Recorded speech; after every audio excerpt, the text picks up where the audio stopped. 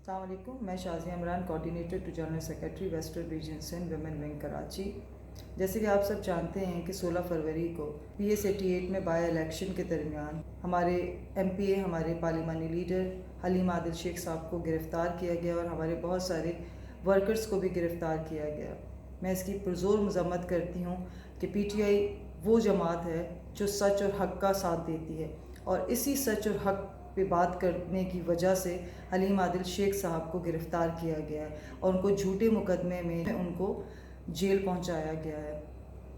ہماری کراچی کی قیادت، کراچی کے پریزیڈنٹ خرم شیر زمان، ہمارے M P M N As بھرپور احتجاج کر رہے ہیں۔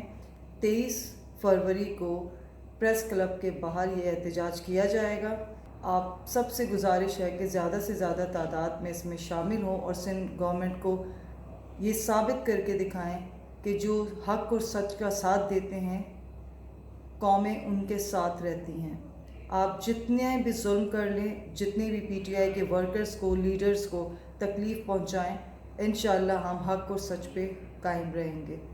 تو زیادہ سے زیادہ پلیز اس میں شرکت کریں۔ Thank you so much.